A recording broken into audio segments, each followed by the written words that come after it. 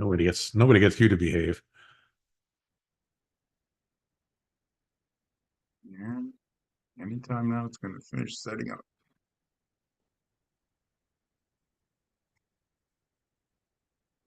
Nobody gets you to behave. Okay. We are recording.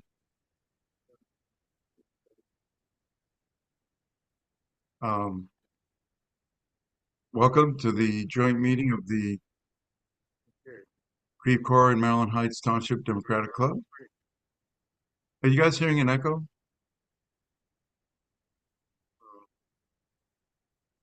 A delay. That happens a lot. Hold on a second. I need to figure out how to make that go away.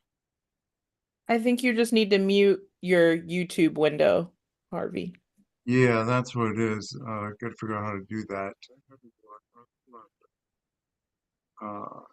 Not sure how to mute my YouTube window. Uh-oh. Uh-oh. There, maybe that'll fix it. Either that or I just froze YouTube. Either way, we shall continue.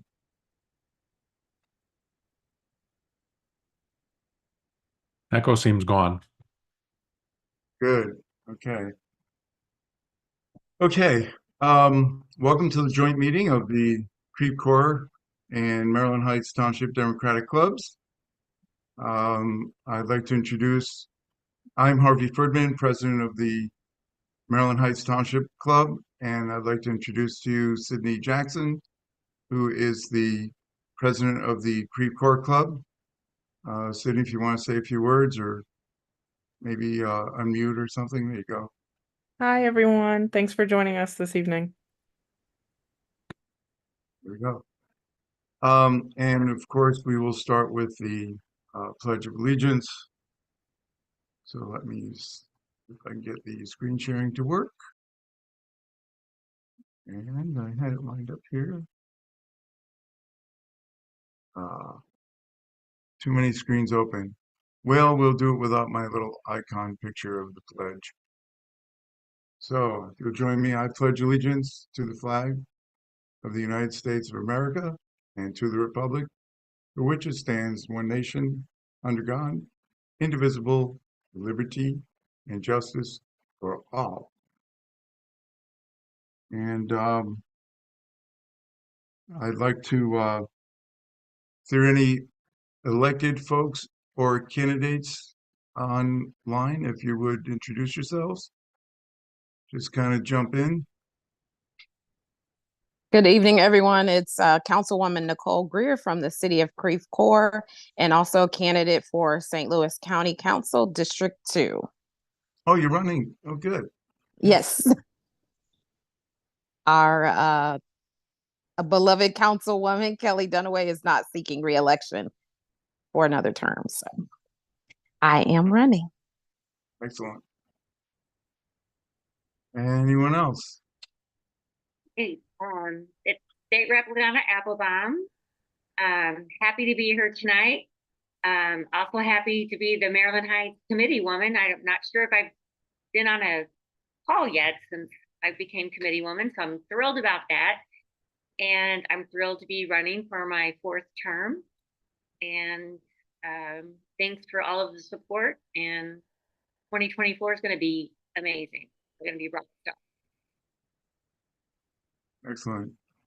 Anyone else online? Hi, everybody. It's Senator Tracy McCreary. I guess Representative Applebaum and I both got the memo to wear our winter hats. I'm making my Grandma McCreary's secret caramel corn recipe tonight. So I'm cooking and really excited to be here tonight to hear Dr. Weisbart talk about what he knows. He's one of my favorite Missourians. So thank you for having him on tonight, Harvey, and happy holidays, everybody. Thank you, and happy holidays back. Anyone else? Candidates, office holders? Okay, anyone have any announcements? Yeah, Harvey, I just have some, I was just watching PBS News, and tomorrow night at 8 o'clock on Channel 9, Judy Woodruff is interviewing some conservative people. One of them would be Judge Ludig, along with some other people, about America at a crossroads and their concerns about where we are right now in our political situation. So I thought people might be interested in seeing that. Sounds good. What station is that on? Channel 9, PBS Channel 9 at 8 o'clock tomorrow night. I believe it's 8. They said 8. I don't know if it's 7 Central or not, so you better check that out time-wise. Okay. Excellent. Any other announcements or things of interest before we move on? Yes, it's Nicole again. I forgot to announce I will be having a kickoff for my campaign on January 11th at STL on the Rocks on page, and I will just drop that information in the chat. Yeah, and if you send me, like a flyer or whatever, an invitation, I'll publish it. Okay, will do. Thank you, Harvey. Yeah, no problem. Anyone else? Any other announcements? I have one. I want to let's see if I can get this all to work properly. I have so many windows open. Let's see. Well, actually, I have two. One of them, as soon as I can find the right window, is still not showing up on my screen. This is bizarre. Give me a moment. That usually problems. Anyway, what I was going to show you is a picture of the winner of the ugly sweater contest, for those of you who weren't able to attend at the holiday party for the city and county Democratic Party. Harvey, And Harvey, are you a bad sore loser? it was yes, I am. It was and there's a picture of the ugly sweater. Congratulations, LaDonna. In the meantime, I was also an entry, and this thing has just grown on me. I've come to like it. Look at two. So anyway, I was one of the runners up. Okay, another important announcement is the Democratic delegate selection process is now published by the Missouri State Party. And if you want to be a delegate, there's one key date, and I'm waiting to get confirmation on that date. Oh, here it is. Nope, can't find it.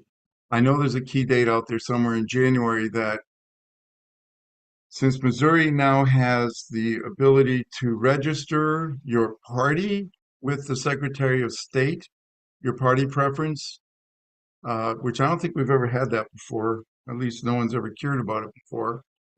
If you want to be a delegate to the Democratic presidential convention, you must register with the state as a Democrat. We have open primaries, as you know, but I think that's a requirement of the national party, or someone's put that on. That's a new requirement for this year. So anyone that's interested in becoming a delegate, I guess get in touch with me and I'll figure it out. I have all the documentation, but I can't find that date. But I know it's sometime in January. At least that's the last I heard. Okay, with that, I've never had so many screens open and had so many problems before, so my apologies. We will move on, and I will introduce our wonderful speaker for the evening, and that is Dr. Ed Weisbart. Ed is the National Board Secretary and Missouri Chapter Chair of Physicians for a National Health Program, which is a nonprofit, nonpartisan organization of more than 25,000 physicians and other healthcare advocates in support of a publicly financed, nonprofit, single-payer national health insurance program that would fully cover medical care for all Americans. He also serves as president of the Consumers Council of Missouri a nonprofit organization that works to build a more inclusive and equitable community through advocacy, coalition building, collaboration, and community education. It is my pleasure to introduce Dr. Ed Weisbart. Thanks, Harvey.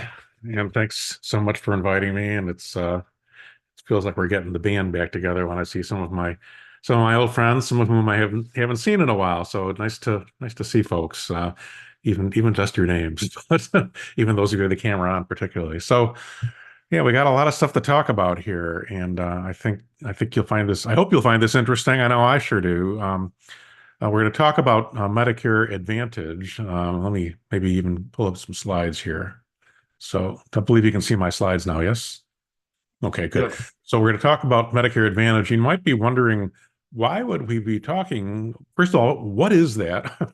And if you do know what it is, you might be wondering, why would we be talking about that in December, especially December 18th, when the all the TV ads that we've been seeing for Medicare Advantage have kind of fallen off the TV, and they're not advertising this week. Because indeed, the open enrollment process for Medicare Advantage, which happens once a year, ended last week. So isn't this kind of like, information that's too little, too late? And the answer to that is no. What we're starting to realize in the universe of trying to do healthcare advocacy is that you have to get ahead of this curve. And so actually, I'm going to propose at the end of this, if you agree with me about the concerns, I'll propose some things we could start doing about it. And there's specific actions that I think we need to be preparing to take as soon as January and maybe February, and then some more stuff throughout the course of the year. So yeah, actually now is the perfect time to kind of start talking about this and learning about it. So that's what we're gonna do. And even though the ads have ended the last few weeks, there was at least one that was particularly curious to me. It was this one that talked about out-of-network freedom. It was a Medicare Advantage plan in St. Louis, and probably elsewhere in Missouri, that talks about out-of-network freedom. So why would a Medicare Advantage plan talk about out-of-network freedom? Because we'll explain in detail what Medicare Advantage is, but I want to open with this because one of the things that people are critical, people like me are critical of Medicare Advantage, is that they take away your freedom of choice. With Medicare, you can go to almost any doctor in the country or hospital, but with Medicare Advantage, they have limited lists of doctors and hospitals, and they tell you which ones you can go to and which ones you can't. So when you join Medicare Advantage, you're giving that up. So I found it really interesting that there are these ads run in the St. Louis Post-Dispatch last month or last few weeks that were promoting a Medicare Advantage plan and specifically highlighting their out-of-network freedom. So there's the ad, and it's for a Medicare Advantage firm called Essence, which I'm sure many of us have heard of, and some of us are members of. And to be clear, I think Essence has a pretty strong reputation for doing good stuff in our community, despite it being Medicare Advantage. So although I think the model is faulty, I'm not calling on Essence here as an example of a particularly bad actor. I think they actually have, among MA plans, they have a relatively strong reputation. So I'm not meaning this as an aspersion on them, but their marketing people are very interesting. So look at this ad for them that ran several times in the Post-Dispatch.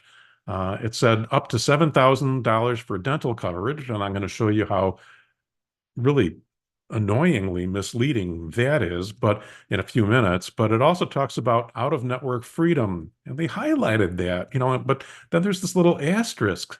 So they picked out-of-network freedom because they know that that's one of the things people are most unhappy about Medicare Advantage plans with. If you read the fine print under that asterisk, it says out-of-network freedom. By the way, there isn't any. The fine print says, if you go out of network, the Essence plan has no obligation. The doctors and hospitals are under no obligation to treat you except for an emergency. So they're advertising out of network freedom while providing a plan that has the exact opposite of that. Anyway, that's not, I didn't mean to pick on them. I guess I did, at least on their advertising. So let's kind of level set. What is Medicare Advantage? What the heck are we talking about? And for starters, let's just sort of explain in a simple cartoon that you may have seen from me before about what Medicare is. And I'm talking first about traditional Medicare. So you'll hear me use that phrase, traditional Medicare.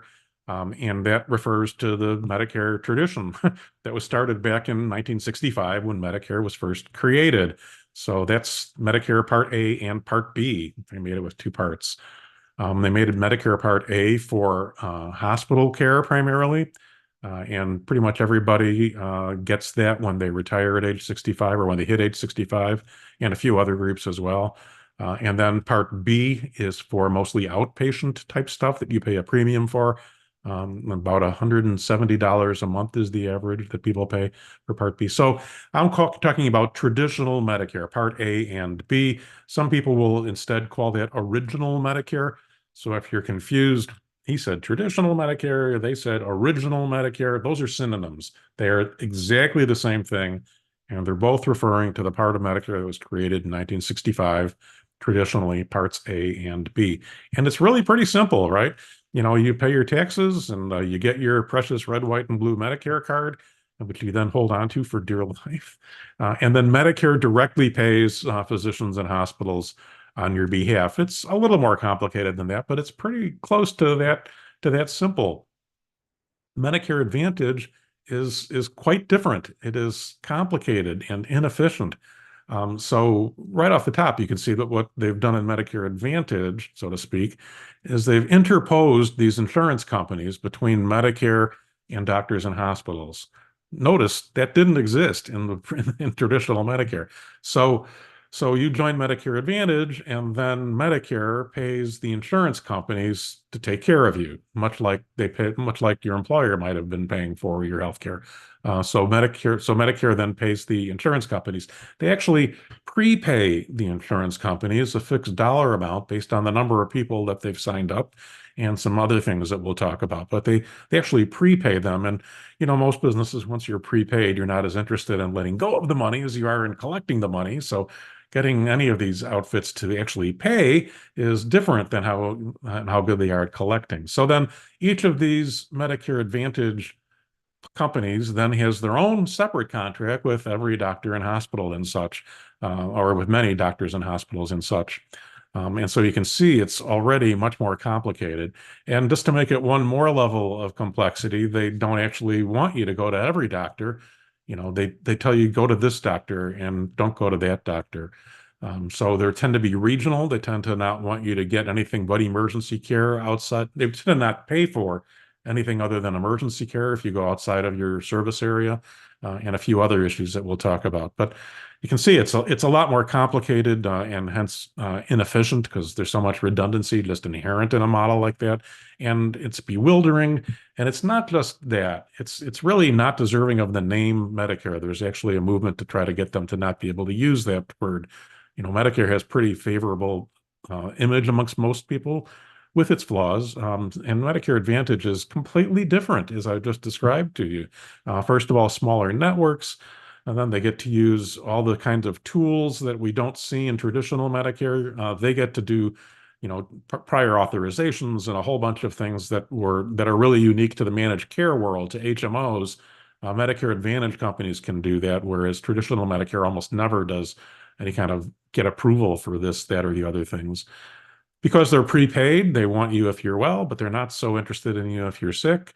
I'll show you that they have pretty high profits and overhead, and they wind up draining our precious resources that I will show you at the end how we could be using that money instead. So, I mean, I had this come up in our life a couple of months ago when my wife needed a CAT scan of her chest, and I'll spare you the details of why. And not to worry, I'm not the treating physician. She goes to a doctor, and she needed a CAT scan. And so there was obviously something going on that we were concerned about, that we were worried about. And I called the radiology suite the day we got the referral from our physician. And before the radiology suite asked me what her name was, what my name was, what anything, they asked me what our insurance was. That was the first question. And I was able to say with some confidence and pride that she has traditional Medicare with a Part G supplement. And, so we have that. And then the next thing that they said was, well, what time tomorrow do you want to come in? I went, oh, well, that's nice. That's how this should work. And then, we got that scheduled and that all went just nice. And then I asked at the end, I said, so why did you ask me about the insurance first? What would have happened if I'd said something other than traditional Medicare with a supplemental Medigap kind of policy? They said, well, then we would have told you that we'll call you back in a week because it takes us 5, 6, 7 days to get approval from any insurance company other than Medicare. Well, that's awful on its own, but when you're struggling with an acute medical condition that you really kind of want to figure out, and you don't want to add a week of delay just waiting for somebody who's never met you to decide whether or not you actually deserve to get this particular test. So, you know, this managed care stuff that I've got in the middle of this slide, it can be really quite annoying. Aside from that, they're pretty expensive just to operate. So here's their overhead and profits. If you look at the larger insurance companies, and any of these slides that have numbers, as does this one, there'll be footnotes at the bottom that if you really want to see the source, you can get it right up to the screen and get a good look at. And sorry, now you saw my pimples and things. So you can look at that and you'll see that they're all public domain kind of sightings. And this set of insurance company overhead is pulled from SEC filings of all places. So they have, let's call it a 15% average overhead. Is that a lot? Is that a little? Well, traditional Medicare, remember parts A and B, traditional original Medicare, 2%. And it's not magic that they're so much more efficient. It's because they don't do things that the insurance companies need to do. They don't advertise, right? They don't have these call centers saying, no, you can't get this and you have to get that instead. Or they don't work on sales and marketing. They don't work on network management and redundant duplicative information systems and all sorts of stuff that the insurance companies have to pay for that doesn't exist or is irrelevant to the notion of traditional Medicare. So yeah, we're wasting a fair amount of money on that. And then on top of that, Medicare Advantage, the interaction with the insurance companies are pretty expensive, both for hospitals and for everybody else in the system. But the insurance companies like that. The insurance companies like all that. The insurance companies view Medicare Advantage as their biggest moneymaker of products that they sell. So if you look at how much an insurance company makes per person, in these other areas, it's around $750 margin.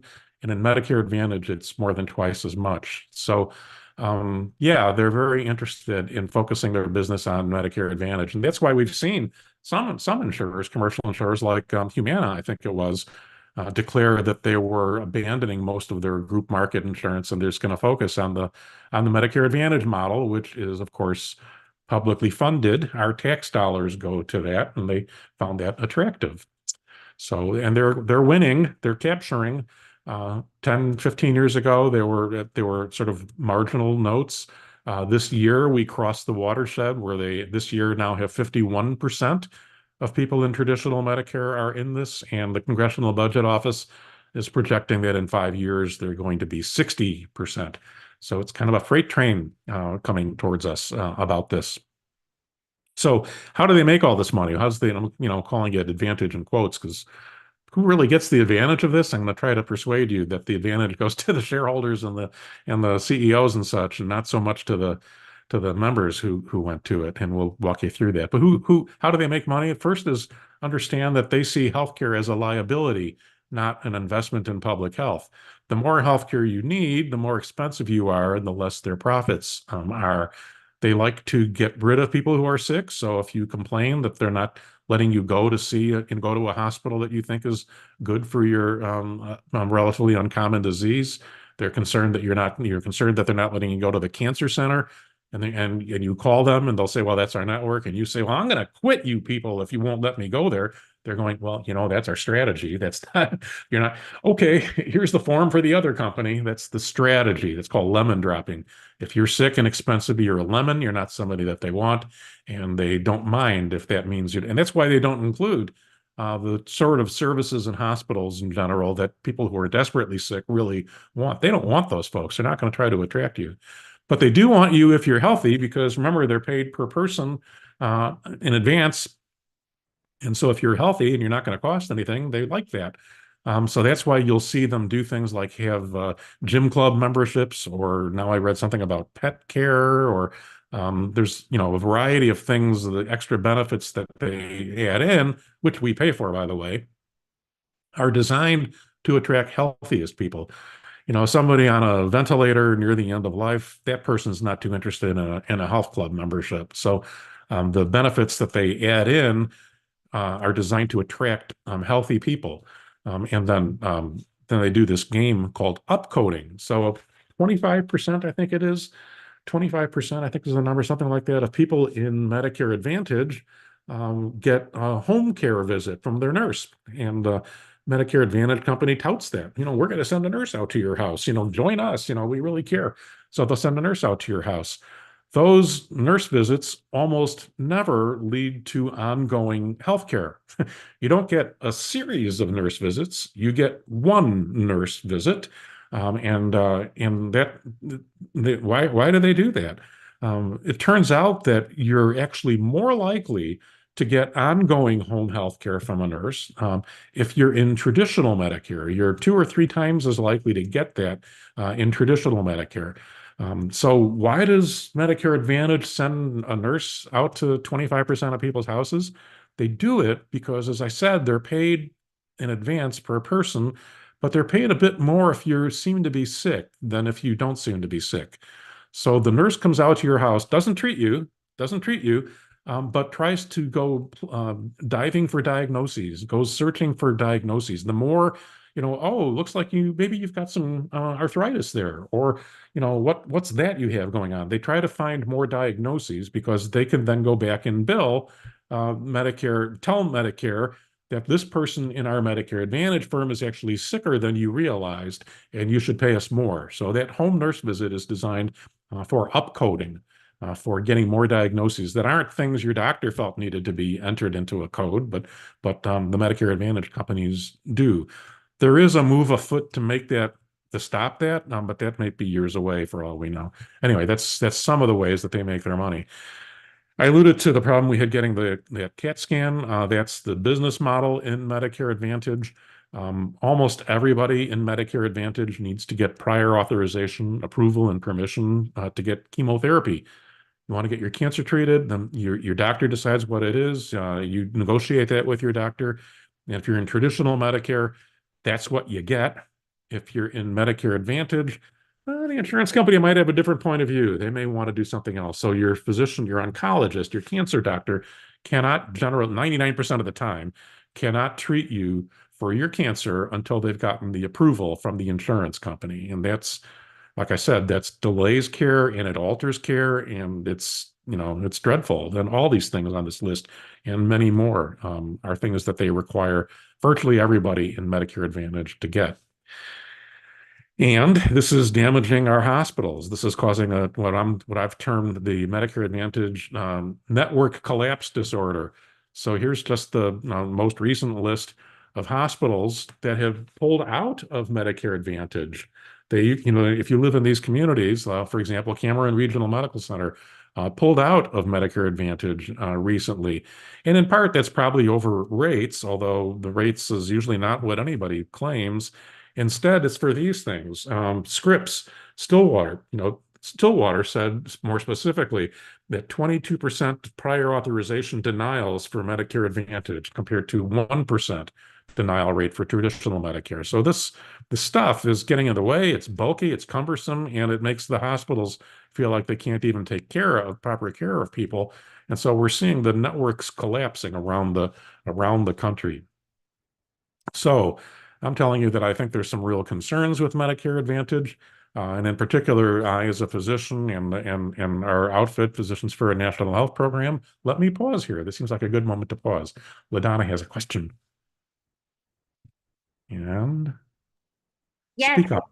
I do have a question. I may have raised my hand too early, but I would like to discuss with you how Medicare Advantage, how they pay for prescriptions, and if they are into the whole step therapy that some other insurance companies are into, because it's really something that I'm going to work on this session.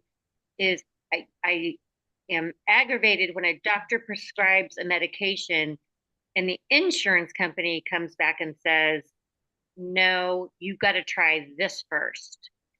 And I feel like that delays time in what the doctor, like the doctor says, I know what my patient needs, it needs this. And then the insurance company comes back and says, oh, before you do that, we got to do this, this, and this.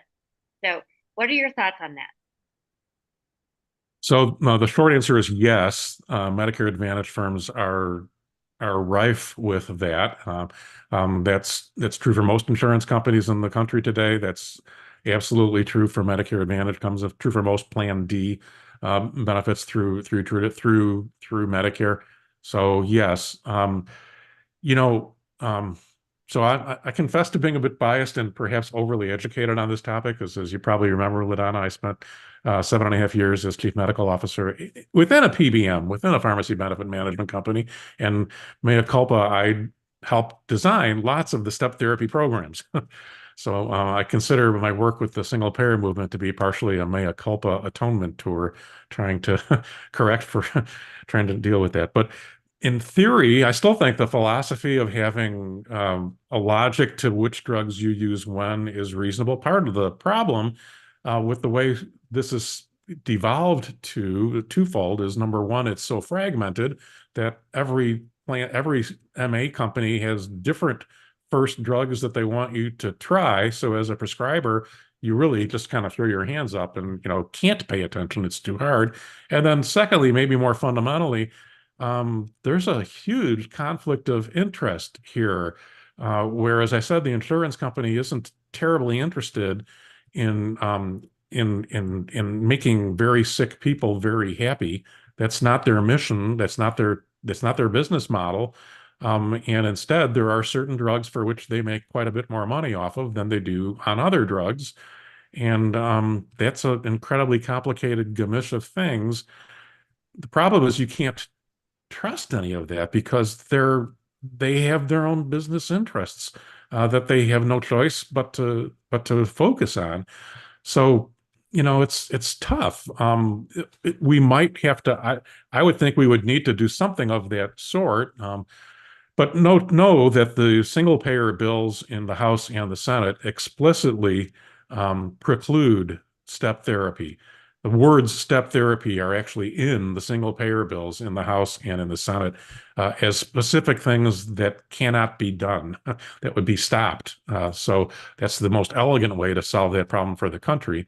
But yeah, that'd be great. I'd be glad to collaborate with you, LaDonna, on how to make that how to fix that problem in Missouri when you get to that. I'm eager to work on that with you. Yep, that would be great. Harvey, your hand's up too. Yes, you mentioned that the hospitals and I assume the doctors also have delayed payments. Um, are they paid directly from Medicaid in that Medicare in that case, or is it the uh, Advantage plan purveyors that are paying them? That turns out to be a much more important question than just who pays the bill.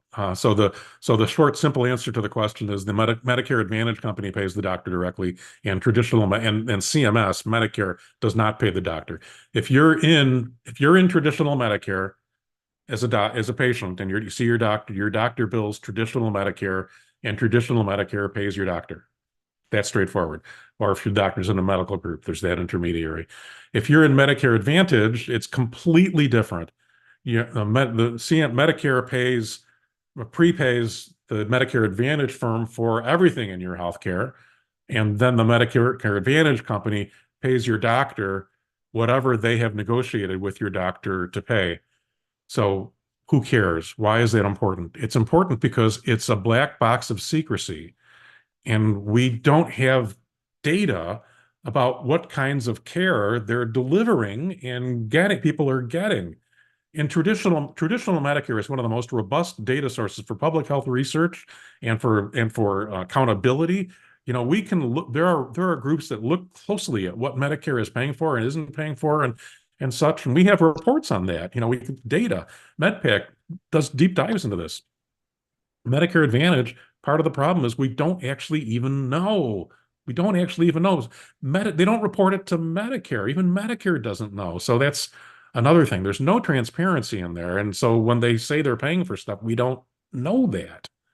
So So when important question, David. you mentioned when they send out a nurse that they're farming for additional diagnosis codes, do they get extra payments based on the diagnosis code, or do Yeah, they get, we're gonna get to that in a okay, bit, but yeah, they do. That's the whole so they point. don't get the same amount per person, they get different amounts. Mute. No, and that kind of makes sense, right? I mean, if they have signed somebody up so this didn't used to exist, right? They used to get a flat amount for everybody that was in Medicare Advantage, and then they let me go back to a little bit further, if you don't mind, a moment of history. When Medicare Advantage first started, it started in part with the promise that they could deliver care for 95% of the cost of what Medicare spends, and they said, "Hey, give us the business world, your patients, and we will save 5% automatically." So they got paid 5% less than people were being costing in traditional Medicare. Within a couple of years, the Medicare Advantage companies came back to Congress and said, "Oh my God, these people are sick. You didn't tell us patients were sick. How are we supposed to know?" And so they negotiated getting a bump up in the payment, just in the baseline payment. And then more sophisticated, they got negotiated that if they can demonstrate that their patients are sicker, that they get their capitation rate goes up. So it kind of makes sense that if they've got a lot sicker people than normal, that kind of makes sense that they would get paid more. But then that created an entire industry of gaming that. So this idea of sending a nurse out to your house to find mystery diagnoses that your doctor doesn't think are clinically relevant, that's just one of a whole suite of tools that the Medicare Advantage companies use to to make you look like you're sicker than you are, so that their prepaid amounts that they get from Medicare itself go up. Long answer to your question. David, Thank, Okay. So, hi. I'm learning a can't lot hear here. you. So Here we go. so far, this begs the question. All your stats beg the question. Maybe you're going to get to this of the reason a lot of people go on Medicare Advantage is because the premiums are so much less. But they're not getting the care in a lot of instances. So all this money that's going to these Medicare Advantage companies seems like that should should be instead make regular Medicare cheaper if they wouldn't go to them. I'm sorry, I didn't quite catch that last. Repeat the Okay. logic of the last point there. Okay, so all this money that's going toward the Medicare Advantage companies seems like that could be put to lowering the premium of regular Medicare. That I'm sure you're going to get to that, and it's like, the illogic of it all. I'm going to not only get to that, I'm going to give you numbers around that. So Thank maybe you. I should go back to that. Let me keep Thank on you. going on my. So yeah. So the next piece that I wanted to talk to before we get to it, David brought up, is my position is that Medicare Advantage is hurting people, and I'm going to show you a little bit more evidence about that than I've shown you so far. And actually, a bunch of us doctors from our group went to Congress more than once. We had lots of conversations with them trying to make this argument that MA plans are hurting people. But Congress is still kind of in favor of this, and this is why this will lead us to the action steps that I want us to take. But Congress is still kind of in favor of this, and that's because they're hearing from the insurance industry, specifically AHIP, which used to be the America's Health Insurance Plans, and they changed their name like KFC and DQ to just AHIP. So fast insurance rather than fast food. I don't know.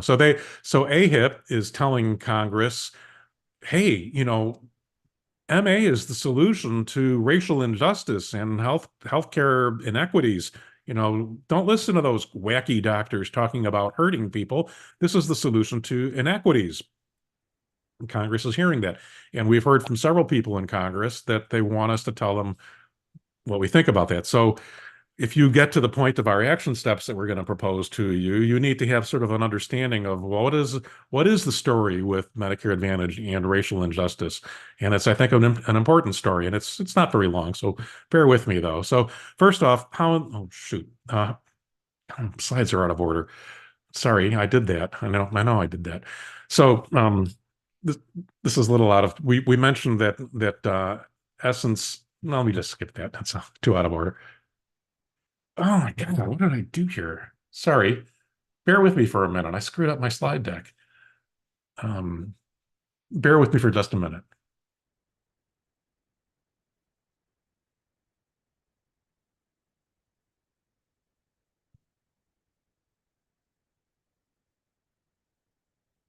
I'm embarrassed. These slides are my jewel. Okay, I seem to have hidden that slide that I want to show you. So the point that I wanted to make first is that they can justify what they're. I don't have screen sharing on. There we go. Okay. So the point I wanted to make first is that that AHIP can justify what they're saying in the sense that MA plans, people of low income or African Americans are much more likely to be in Medicare Advantage versus in traditional Medicare.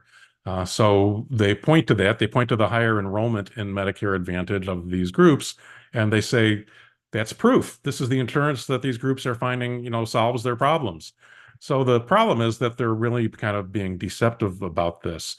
One of the reasons people join Medicare Advantage, for example, is the promise of dental care, as I alluded to early on that slide by Essence.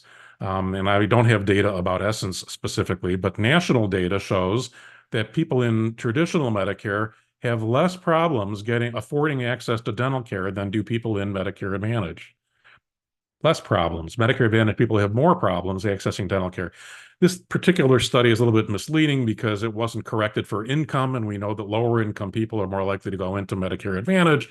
So it's not that there's more barriers, but it's that the point of this slide to me is that Medicare Advantage promises access to dental care as one of their things, and yet people in Medicare Advantage are not even as able to afford dental care as people in traditional Medicare. So it's hard to see that as a good sign. In fact, Medicare Advantage patients have far more cost-related problems accessing care, regardless of your race. African Americans, not surprisingly, it's even worse. But people everywhere in Medicare Advantage compared to people in traditional Medicare with Medigap have much more financial problems accessing healthcare. Again, not a solution to equity when there's more, not fewer problems accessing care. They report more problems with being reported to billing and medical debt problems.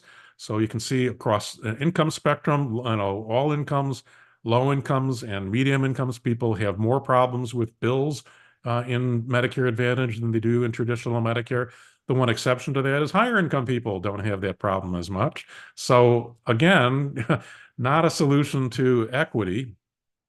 And I think perhaps most striking to me is this new set of data that came out of about 3 months ago in the Journal of Clinical Oncology that looked at people in Medicare Advantage versus people in traditional Medicare. And they looked at those with cancer, and they looked at how long it takes them to get care in cancer. And it turns out for all these types of cancer, there was a significantly longer delay in getting treated for your cancer, getting surgery specifically in the study. You had to wait longer for surgery in cancer. And as you know, in some of these things, a week or two delay can be the difference, frankly, between stages and potentially with life and death. So delays in care. And where do they go? Well, people in Medicare Advantage almost never go to National Cancer Institute designated cancer centers. They don't get to go to the tertiary care premium places in the country. And that's part of what I was saying before about these MA companies usually don't include tertiary care cancer centers or other tertiary care centers within their network because when you're shopping for your insurance, if you're healthy, you look for the doc in your neighborhood. But if you have something major and bad going on, you're looking for that premium cancer center in the country. And if it's if it's not covered by your MA plan, you're not going to join that MA plan, which is their strategy. So they don't get to go to those centers. Is this all important? Waiting longer and not going to the right places, is that important? Yeah, it's important. They looked at death rates, post-operative death rates after surgery, and the post-operative death rates after surgery for these types of cancers is higher if you're in Medicare Advantage than it is if you're in traditional Medicare. So not only am I going to show you the finances of how much we're wasting within Medicare Advantage, but it's literally killing people. Medicare Advantage is literally causing harm, which I suspect is what we all are the most concerned about. So it happens that I've talked to lots of folks about this, and people who have the enough socioeconomic advantage to be able to afford buying a Medigap policy reject these inferior insurance products of Medicare Advantage in general. Not always, but very often. So my point of all that is that when Congress is being told that MA is a solution to equity, yeah, no, it's not. It's more symptomatic of equity, of the problems we have with equity. So why do people go into it? Why do people join it in the first place? And they join it because traditional Medicare is imperfect. There's this co-insurance, there's deductibles, there's no limit to what that can go to. You got to pay premiums. And so you have really three choices. You can just do traditional Medicare and nothing else and risk bankruptcy. You can leave Medicare and go into Medicare Advantage, as we've been talking about, or you can maybe buy Medigap and then protect yourself from the copays and deductibles. Maybe. And the maybe, so you may not let you in. So how do these plans compare? Well, if you're in Medigap, you don't get any new benefits, but your copays and deductibles go away. If you're in Medicare Advantage, you have these extra things we were alluding to. Your out-of-pocket costs in Medicare with a Medigap plan goes down to pretty much zero, except for the deductible. In Medicare Advantage, your copays and deductibles can be as much as $8,850 in 2024.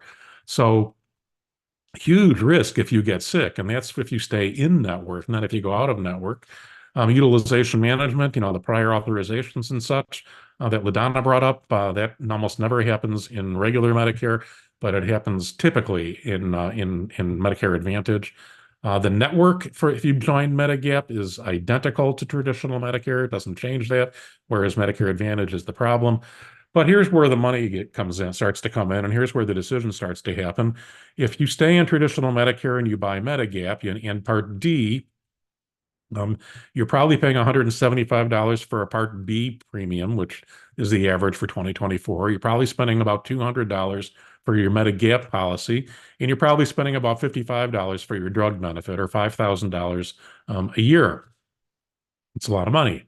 Or you can go into Medicare Advantage and still pay your Part B premium, and on average pay about $18 a month for your Medicare Advantage premium. In Missouri, it's often zero, and that usually includes a drug benefit. So you're looking at about $3,000 less a year, and that's why people go into it. It's cheaper. And these extra little perks I was talking to. So people often think, well, I'll start with Medicare Advantage, save the $3,000 a year, and only go back if I have to. What could happen? And what could happen is that your pre-existing condition protection disappears. So before when you first join Medicare and you want to buy Medigap, you're guaranteed for the first 6 months that Medigap companies will sell you a policy. Or 12 months if you go into Medicare Advantage. If you want to leave Medicare Advantage and go back to Medicare, for 12 months, they're required to sell you a policy. But after 12 months, you may not be able to buy Medicare Advantage or a Medigap policy because they're no longer required to sell it to you. And instead, pre-existing conditions come back. So the first 12 months after the first 12 months in Medicare Advantage, after that, Medigap insurers can ask you how sick you are, can assess your pre-existing conditions and not sell you a policy if they don't want to. So how do you make these decisions? This is the last part before we talk about what David brought up. How do you make these decisions? Well, about a third of us, when we're deciding between Medigap, and Medicare Advantage, turn to our insurance companies. And I'm going to pause here because I want to see what LaDonna has to say. I know what I'm going to say. I'm more interested in what y'all have to say. I don't know if you want to know what I have to say. No, I am confused by this because I thought pre-existing conditions was the land because of the ACA. Yeah, I kind of went quickly through that because I felt like I was blathering too much, but let me unpack that a little bit more. So yeah, we think we ended pre-existing conditions as an issue when we passed the ACA. And indeed, if you buy an insurance policy on the ACA marketplaces, pre-existing conditions do not apply. They can't refuse to sell you a policy. If you're sick, they can't even ask you how sick you are, and they have to sell you a policy at the community price, not based on anything particular about you, except I think like family size and smoking, maybe, and a couple of things, but not much. So hooray for the ACA, right? That made a lot of people insurable that were previously uninsurable. We think we solved that for the whole country for all time immemorial, but no, that didn't apply to Medicare. That was just in the commercial market. So people over age 65 got none of that protection from the ACA. Instead, the law had been, previous to the ACA even, and still is, that for the first 6 months you're in Medicare, if you want to buy Medigap, and you do want to buy Medigap because, you know, the Medicare comes with a 20% co-insurance and a $1,600 hospital copay. And, you know, you go to a doctor 3-4 times a month and you get to the hospital once or twice a year, and you could be bankrupted by Medicare if you haven't done anything. And so most people choose to get into Medigap. Medigap simply does what it sounds like it would do, and it picks up the copays and deductibles so that after you've spent about $200 out of pocket, your out-of-pocket expense for covered benefits through Medicare is zero after that for the rest of the year. So that's a lot better than so you want that. You want that. But the insurance companies are required to sell you a Medigap policy without a health survey questionnaire only for the first 6 months that you're in Medicare Part B, or the first 12 months that you're in Medicare Advantage. After you've been in Part B for 6 months in a day, or 12 months in a day in Medicare Advantage, the insurance companies, when you apply for insurance, the insurance companies can and will send you a health survey questionnaire and ask you, you know, how big were your tonsils when you were a teenager? They'll ask you everything, and they can decide whether or not to insure you at their own discretion. They cannot sell you a policy.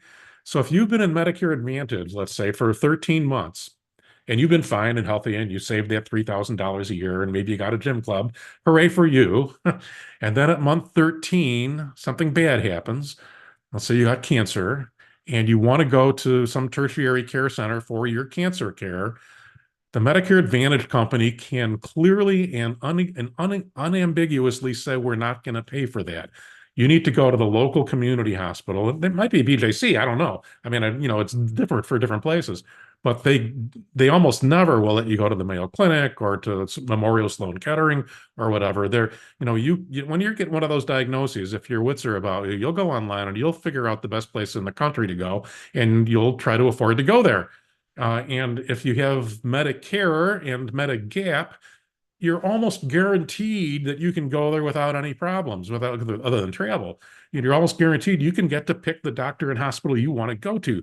If you have Medicare Advantage, they don't want to make that so easy. And that was what that cancer surgery stuff I showed you was that cancer patients in Medicare Advantage are not getting their cancer surgery at centers of excellence because the Medicare Advantage companies won't let them, because nobody requires them to let them.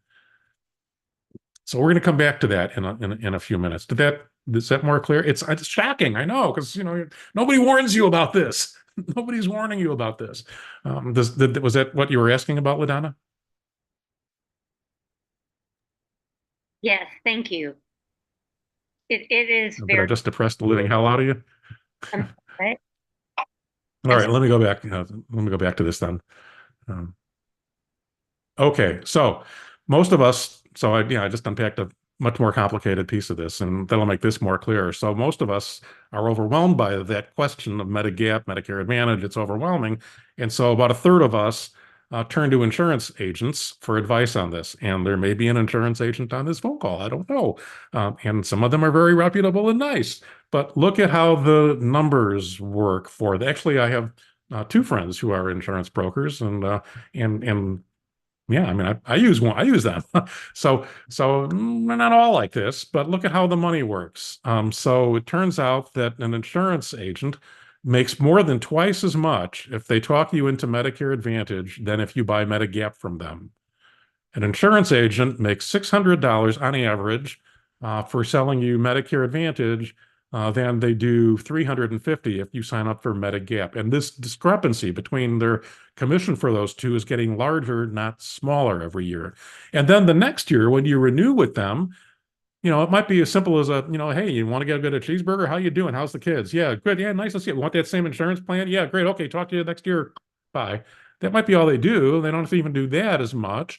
And bingo, you're renewed with them. And as long as you don't change agents, they get a commission every year for at least 10 years on you. So look at that difference. Look at that difference. They want you to go in. And every insurance agent that I've talked to just about has always said, hey, you know, not me. not me. I'm agnostic to this. I don't pay attention to that. I don't look at it. I don't know it. I carry all the insurances. They love to say that. Oh, I carry all the insurances. I work with all of the insurers. Not to worry. I give unbiased advice. Maybe some do. Maybe some do. Actually, I know some that I think do. But follow the money. I mean, this should not be legal. This should not be legal, if you ask me. They're not a neutral source. Okay, that's all the background you need to understand this report. That'll get to what David was asking about. How much is the money? How much are we talking about? And here's a report that my group, Physicians for a National Health Program, produced a couple of months ago now. And you can get the report online. Go to our website, pnhp.org, or if you're have your phone handy and want to take a picture of that QR code, and you can get the report for free. It's public domain now. And so we did this report because there have been probably 100 or more, I don't know, careful, deep economic analyses of Medicare Advantage and some of the pros and cons of it. But they're fragmented. MedPAC has done a bunch that are really good. Kaiser does a bunch. There's a whole bunch of these out there, and they each come up with one little piece of it. But we hadn't seen anybody put the number together. And to answer David's question about how much could this help premiums in traditional Medicare, you have to have the big number. You have to know, well, how much does this part and that part add up to? So we did that. We added it up because they all said this. They all said that there's no savings. Actually, we spend more, but nobody, until we did this a couple of months ago, has said, well, how much more? So here's how much more. First, there are 4 major buckets of how they're overpaid. And we talked about this one, upcoding. That was the one where they send the nurse out to your house and they find diagnoses that your doctor doesn't think are worth being mentioned, but the nurse does. And so, now they're on your chart and they get paid more. So that's adding inactive diagnoses. That's called upcoding. And that's adding 5% on top of what they're getting paid today. That's adding on top of what they should be paid. That's adding $20 billion more to their bill that isn't really medically justified. That's a really important number because this is the number that most of the discussions have centered around. And it's the most publicized. It's kind of the easiest to understand. And so you'll see members of Congress saying, we have to cut back on the overpayments to Medicare Advantage. They're getting $20 billion more than they should. That's this one number. And this is the smallest number of our analysis. This is the smallest number, but it's the number that until recently, and we're trying to change this, members of Congress have been focused on. $20 billion. That's a lot of money. Well, then there's this issue of favorable selection, of them being paid for the average person, but really going out of their way to attract the healthiest. I think I called that cherry picking earlier on, being paid for the average person, whereas they're not really trying to attract the average person.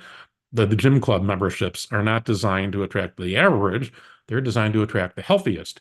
And that's twice as much, or maybe 3 times as much as the upcoding dollar amount. And this isn't, me sitting around with a calculator trying to slide rule. This is published data by MedPAC, which is the group that advises, that the congressionally mandated group to do this sort of analysis. MedPAC and other organizations have all come up with numbers in this range. So it's a much bigger number just by itself than the upcoding number. And then there's a whole suite of benchmarks and quality bonuses that MedPAC and others say doesn't really add any clear value on health outcomes. My favorite one, there's a number rolled up into this bucket, but my favorite one makes sense at first, right? If the Medicare Advantage, so to speak, firm says that they're, can prove that they're doing higher quality care than its competitors, well, they should get paid more for that, or the other should be paid less. But a bonus for doing high quality work, that seems reasonable. But like so many things, it's gameable and co-optable. And so specifically, a new MA firm, a firm that's just starting an MA, is automatically assumed to be high quality and automatically, without producing a shred of evidence, automatically gets a 3.5% bonus over and above what their benchmark should be. Automatically. So there's several of these sort of bonuses and benchmark adjustments that I won't unpack tonight, but they add up. Which is the point of this report, they add up to another roughly $25 billion. If you just look at those 3 factors, we're looking at 4 or 5 times more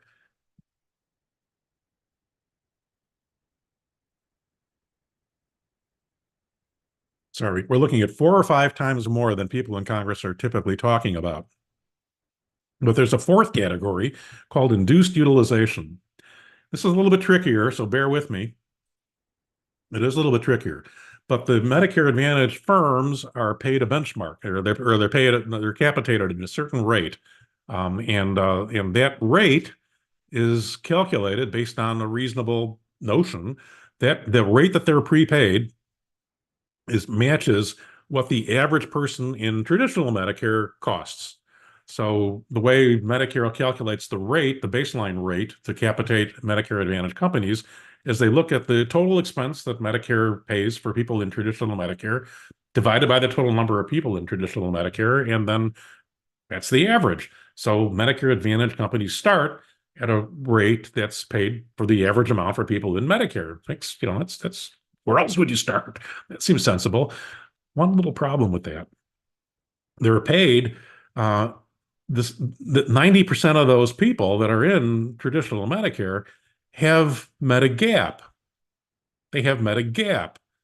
And remember, you get Medigap, you buy Medigap to make those copays and deductibles go away, because if those copays and deductibles don't go away, you're going to use a lot less healthcare because it's too expensive. So 90% of people have Medigap if they're in traditional Medicare, which means that they use more healthcare. They go and get more healthcare. So the total expense in traditional Medicare is higher because people have Medigap. So, I mean, that's fine. But if you base the payment to Medicare Advantage on Medicare, where 90% of people don't have copays and deductibles, well, it's going to be a higher capitation rate. But Medicare Advantage companies don't make those copays and deductibles go away like they do like Medigap does. They have no obligation. They have no obligation to waive your copays and deductibles. And in fact, we know that their copays and deductibles are so egregious that Congress has had to put in an $8,000 out-of-pocket maximum in Medicare Advantage. So the point of this is that Medicare Advantage companies are paid as if they're providing the same kind of no copays and deductibles as people get in Medigap, but they're not required to do that. They do the opposite. So they're paid too much, and it's a lot too much. That's another $36 billion that they're paid too much. So if you add this all together, that means that roughly a third of what Medicare Advantage companies are being paid is inappropriate.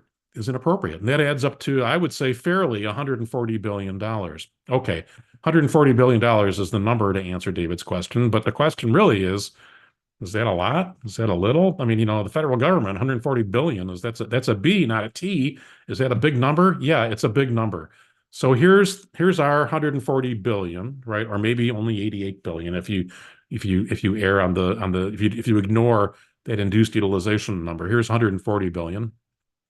Turns out you specifically asked about premiums, which is specifically what I have the answer to. So thank you for asking me the right question, David.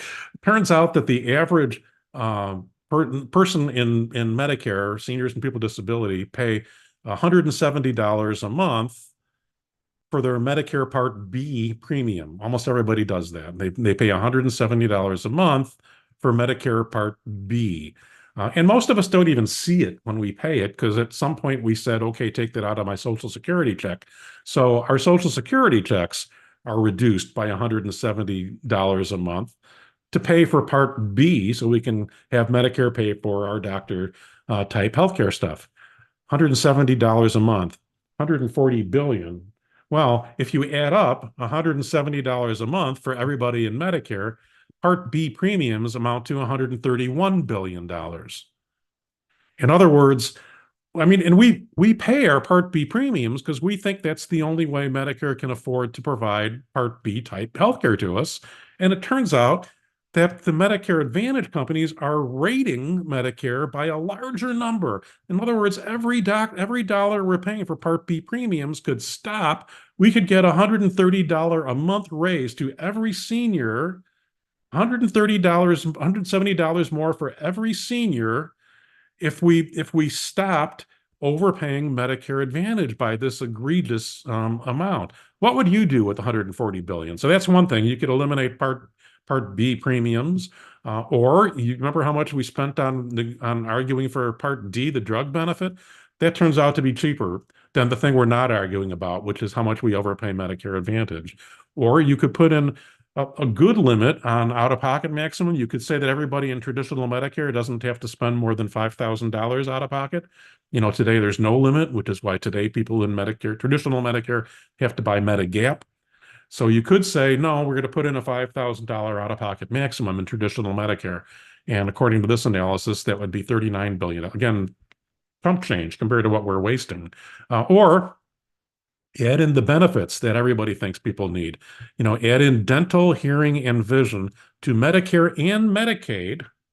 Add in dental, hearing, and vision to Medicare and Medicaid, and you would spend less than what we believe Medicare Advantage firms are ripping off the country for. So yeah, it's a lot of money. Or we could just buy pizza. We could buy 70 billion slices of pizza at $2 a slice. We could do that. Or more realistically, we could eliminate all medical debt in 18 months. All medical debt, new and old, all medical debt at full retail price, not doing it the discounted way, full retail price in 18 months if we did this. Okay, that takes me to what should you do about it? What should you do about it? I'm going to keep going unless I see a hand pop up. This won't be as long, unfortunately. So the first is to join us. So this is campaigns that we're trying to start in January, and I do see a hand. Okay, I'm going to pause here and go to that. Okay, Dennis, you're on. You're muted, though. You're muted. Dennis, we can't hear a word you're saying. There we go. Okay, I did originally in the chat have this, but you're talking about the insurance agents. Do the insurance agents have a fiduciary responsibility to the insured? Oh, you're so funny. Trying. You're serious, right? Yeah. No. I'm assuming not, but that's No. what I just wondered. I mean, they're they would probably call it the F word. No. Okay. No, they do not. That would be a reasonable strategy, but no, that's not a thing. Is that something that Congress should consider, is make those agents fiduciary responsible? Well, considering how much of an uphill lift that is in the investment community to make that a case where it's like really obvious to everybody, I think that would be a pretty heavy lift. But if they did it, I would support that. That would be a great thing. I would rather focus my energy on stuff that's actually broader impact. But yeah, it would be. I mean, I don't think I would focus on the advocacy movement on that because it's too narrow of an impact that it would ultimately have. Yeah, I think that would be if such a movement emerged, I would certainly support it. Okay, all right, thank you. Betsy, I saw your hand go up. Yeah, hey Ed, and in regard to that, do you have to have an agent to sign up for Medicare? Because I thought you did, but I had a friend that did it without. So when that happens, there's no payment to those insurance agencies, so that money does not get repeated, year after year as a profit mode for an agent. That's true, but who does that money go to? But who does the money go to instead? I mean, if you would get to keep that premium, if the money would mean that Betsy gets to keep that $600 and then $300, then that would be, that would be one thing. But it's not the way it works. If it's Medicare Advantage, it just means it's the MA firm that pays the premium, and the other one is paid, I think, by the federal government. I'm not expert at who pays those dollars, but I do know it doesn't come back to you or me. Okay, and the other question I have is moving from a disadvantaged plan to a Medicare supplement is very challenging because you have to qualify. But I was looking at joining the same plan as my husband, and I looked at going from Anthem or Blue Cross to United Healthcare AARP. You have to go through a scrutiny process as well to go from one supplement to another, one Medigap to another. Yes. Yeah, if you're past that 6-month in Part B, 12-month in Medicare Advantage, if you're past that, then yeah, they're not obliged. It's not like once into Medigap, all the other Medigap companies have to cover you. No, it's much more of a retail capitalist system where they're doing their own thing. Okay, thank you. Don. Yeah, I'm going to ask this question, and you may want to say, okay, let's talk about this later on, okay, which is fine with me, okay, but I want to pose this question so that it's earmarked, and that is there anything that would prevent a locally based hospital delivery system network from offering a nonprofit network from offering its own Medicare Advantage program? Not only is there nothing Answer that preventing that, later. yeah, not only is there nothing preventing it, but it exists. You know, I don't know if it exists in here, but you know, there are those all over the country. Um, so, um, so yeah, I mean, you know, we could argue that that might be better. You know, I don't know, but you would still be left with the fact that then what do you do when you go outside of the region that hospital network, you know, provides? So, so the answer is yes, they can and they do, but you know, I wouldn't be enthusiastic about it. Is that what you were asking? Yes. And you know, that's good. I appreciate that answer at this point. Good. All right. Should I go on to, so what should you do about this? I've got a few things to suggest. The first is, and this is yeah, okay. This is effective in January that this needs to be worked on, and hence the timeliness of Harvey's invitation to me. So every January for the last many years, AHIP has promulgated a letter that gets signed by the majority of people in both chambers and both parties in Congress. So what's AHIP? AHIP is America's health insurance plans. That's what they used to be called, named. And like we mentioned that they've gone back to just the KFC acronym of AHIP. So AHIP, the industry lobbyists, they every year have successfully gotten both parties, strong majorities of both parties in both chambers of Congress to write a letter to Medicare fawning over how much they love Medicare Advantage. So they're going to try to do that. They're probably going to try to do that again this January. And we have some success from January 2023 that will take more work to build upon in 2024. But we'd like that not to happen. So that seems like a pretty easy list. In 2023, in the Senate, so January 2023 in the Senate, our two representatives of or senators from our state showed us their signatures on the pro Medicare Advantage from AHIP letter. So that's probably not a big surprise. 2023, the House did not produce this letter. So every year for years, there was a letter from both chambers, and that didn't happen in 2023. In 2022, it happened. And then a few people, I wished I could say PNHP was leading that charge, but we didn't. So Social Security Works is Alex Lawson, Just Care's Diane Archer, and Wendell Powder from like everything in the known universe. So those three kind of led, along with probably some others, an educational campaign trying to persuade Congress not to do it, and they succeeded so that the House did not produce this letter in 2023. They didn't get everybody in the House who would have signed it to not sign it. They got a few key people, opinion leaders, the people that were champions of the bill in 2020, of the letter in 2022. They got them to recognize the error of their ways. So the point of that little nuance is that we need to get deeper blockade than just the few people that those three were able to get. So in 2022, these are the three representatives from the state of Missouri who signed the pro Medicare Advantage letter. It's not as long a list as you might have thought. And then in 2022, these four did not sign it. So I was pleased to look at that. It was bipartisan non-signing of the AHIP letter. So that's the first thing that I think is worth working on immediately, is to try to persuade, I don't know, persuade Senators Hawley and Schmidt that there are people of their party who who are have chosen to walk away from this and are not engaged in this. So tell them that you know about that, and certainly, call up the non-signers from 2022 and tell them that you noticed it, and tell them that that's great.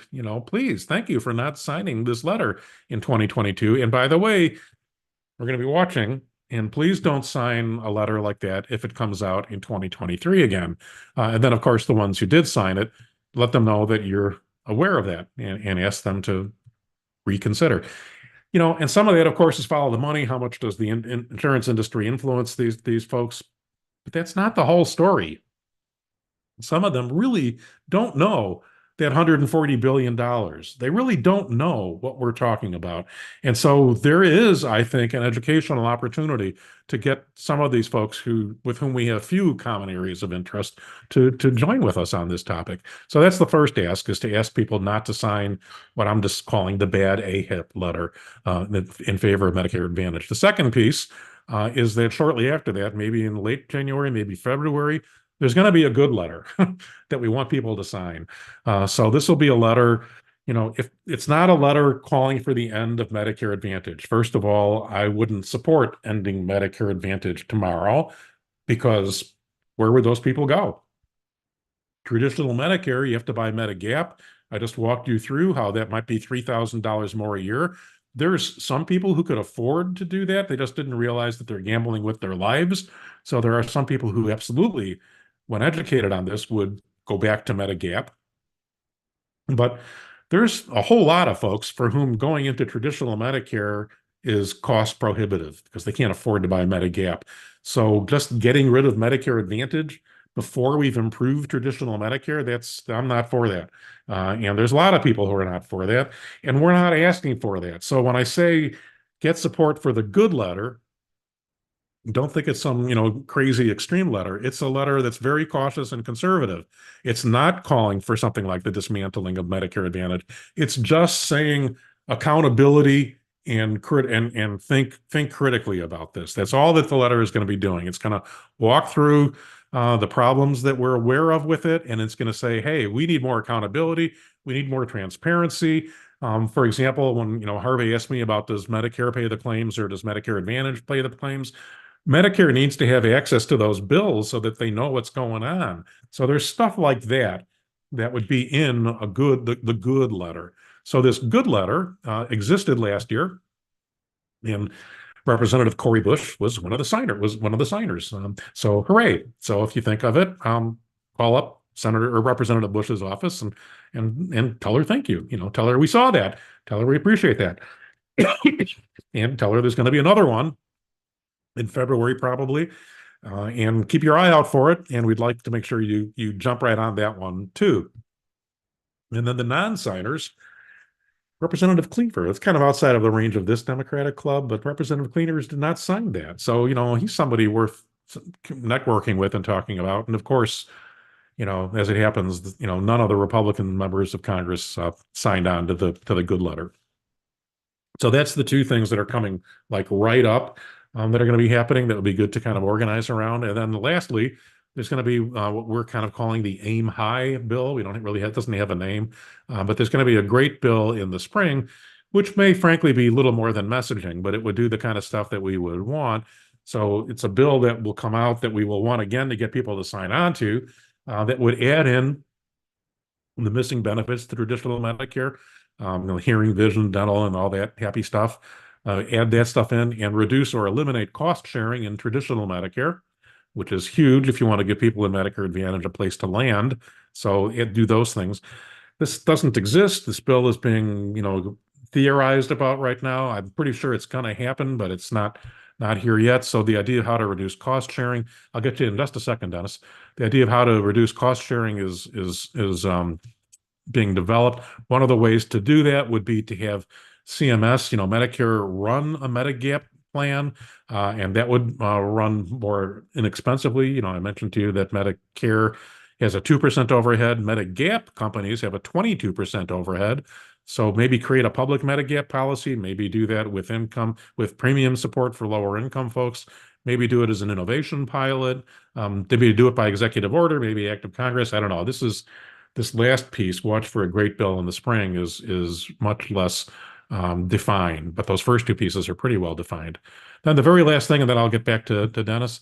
Very last thing is just to make you aware that a lot of this stuff is available at our brand new website that we created last week. I don't even know if Bill knows about this yet, but we popped it out last week.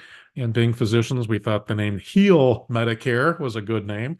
So healmedicare.org has all of this stuff and a little bit more, and there's a lot more information, a lot more action steps. But those three things at the bottom here are worth just pointing out to you. The first is there's a survey that you can go to healmedicare.org and fill out the survey.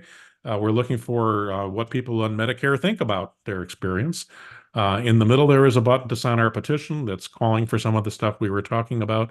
And then lastly, if you're connected to physicians, we'd love to have physicians who are treating, more physicians who are treating people with Medicare and Medicare Advantage, fill out the survey about what their experience is. So if you could help us socialize these action steps from healmedicare.org, that would be dandy. And that is the end of what I brought. Harvey, I hope that's what you wanted me to talk about. Yeah, very much so. Thank you very much. Very good. I see Dennis Lavalley, you still have a hand up, or Yeah, the question I guess I had, you were talking about the later in the spring bill. I assume or would hope it will be bipartisan, and you'd be looking for the appropriate sponsors in the House who are on the relevant committees. Yes. Yeah, Yes. I mean, do you anticipate it's going to be bipartisan in both the House and the Senate? I don't know. I Okay. don't know. I mean, I can absolutely tell you that's the goal. I don't know. There are some things, like some of the things I showed you have been resonating bipartisanly, and that report I showed you, our $140 billion report. I've personally been speaking with some Republican members of Congress, and it's resonating.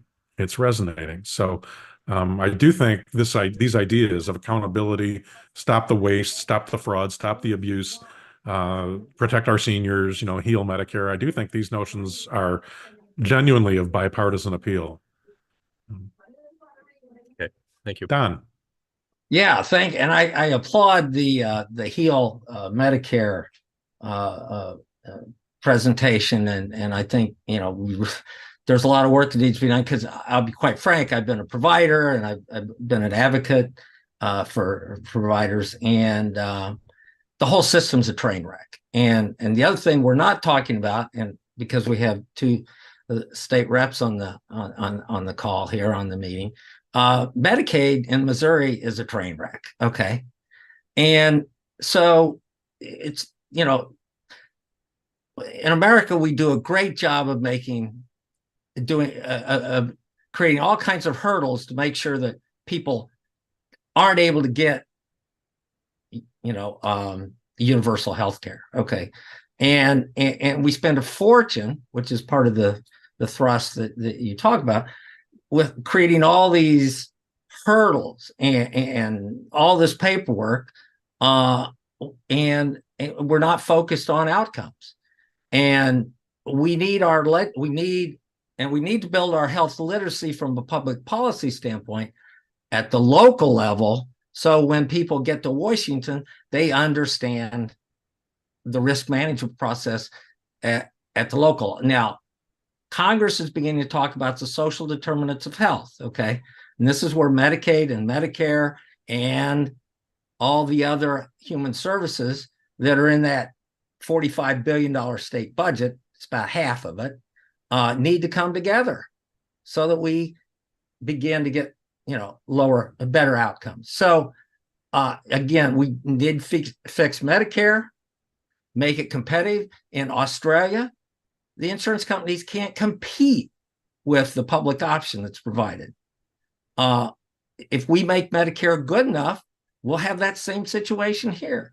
But we also have to address the overall, the Medicaid, and really move ourselves towards universal health care like the rest of the industrialized world has. But kudos to you for moving in this direction. Thanks. This is actually, in my mind, sort of a strategic component of how you get to universal health care. You know, the best model that we have in our country, I think, for building a universal system is Medicare, hence the phrase Medicare for all. And so it's alarming to me to see Medicare itself being co-opted and taken over by the commercial, profiteers. And we're on a trajectory for them to have completely taken over the program, in which case, if we want to build a universal healthcare system, we could maybe do United Healthcare for all, maybe do Humana for all. We could have a single payer, like that, but we've established that that's probably the single most expensive way we could set it up, and then the interests still wouldn't be aligned with public health. So the idea of protecting Medicare, healing traditional Medicare, and exposing at least the outrageous things that the Medicare Advantage firms are able to do to us. They they they they they get overpaid by $140 billion to kill us. Why would we do that? Why would we do that?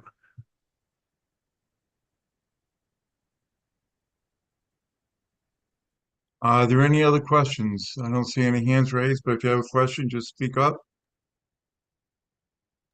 Harvey, I Also, checked on the Judy Woodruff program tomorrow night. It is 8 p.m. on Central Time on Channel 9. excellent. Thank you. I was asked if this is being recorded. Yes, it is, and the recording's available on the Maryland Heights Township Democratic Club YouTube page. So if you want to send this to your friends, I think this has been very, very informative. I did have one other question for Ed. Just for clarification, if someone is dropped from, you call it the lemon drop scenario, if someone is dropped from Medicare Advantage after the 12 months that they've been in it, what alternatives do they have? Where do they go? Yeah, so the MA corporation can't drop you. They can't kick you out. What they can do is make you want to leave. So, for example, they can stop covering the hospital that you need to go to. They can stop covering the doctors that you need to go to. And today, you have no recourse for that. Today, you have to stay in that Medicare Advantage company until open enrollment comes back up. And then you can try to get a Medigap policy, sold to you. You can apply for a Medigap. And actually, I have a friend, a 90-year-old friend, who I did try to help her with this during open enrollment. She was in a very similar scenario. And I thought, oh, sure, I'll sit down and help you. And we did walk it through. It was impossible. She actually did get approved. We did find a Medigap company that would sell her insurance despite her significant list of illnesses. But the premiums that they would charge and the narrow list of what they would cover were just didn't work. It didn't work for her. Would she have been yeah, able you're to screwed. simply get? Would she have been able to simply get Part B? She has Part B because she has, but she pays for Part B. But it was specifically trying to find a Part D company that would cover her. So here it's kind of complicated. The issue That's was okay. that her Medicare Advantage company doesn't cover the drug at all. So the pharmaceutical company was paying for it for her. She tried to leave that and go to get a Part D plan, which would cover the drug, but the copay was so crazy high. But if you're covered for it, then the drug company wouldn't waive the fee. Yeah. So it was Twilight Zone crazy, and so she couldn't do it. One other question. Some counties, I believe in St. Louis County, the Medicare Advantage plans are no fee at all. They're quote free. Yeah. So at that point, you're not paying Part B either. Oh, no, not that free. Yeah, no, you still pay Part B. Always paying Part B. Almost always. There are Medicare Advantage companies often, not all of them, some of them advertise themselves as possibly paying your Part B premium too. So some of the ads on TV this season said, and we might be able to pay your Part B premium and save you, paying that every month. almost none, even of the ones who claim to offer it, almost none of them actually will do that. They have so many criteria now, a tiny, like maybe 1%, I don't know the exact number, but hardly anybody who signs up for a Medicare Advantage company that claims it'll pay your Part B premium, almost none of them get their Part B premium paid. Okay. Thank you. Any other questions, comments? Dr. Weisbart, thank you so much. This has been extremely informative. If you have any information you want us to disseminate to our email list, I'll be more than happy to do that. Links to whatever presentations, anything you wish. I think this was very Thanks. well received. Thank you. And Thanks. for the for our next meeting, it will be on the Monday of Martin Luther King Jr. Day. And if anyone has any particular suggestions for programming, we would like to hear about that. We're working on it, hoping to make it a special day, which it always is and should be. So without further ado, that ends our meeting. Thank you, everybody. Thank you. Thanks. Thank you, doctor. That was very informative. Good night, everyone. Happy holidays. Thanks, everyone.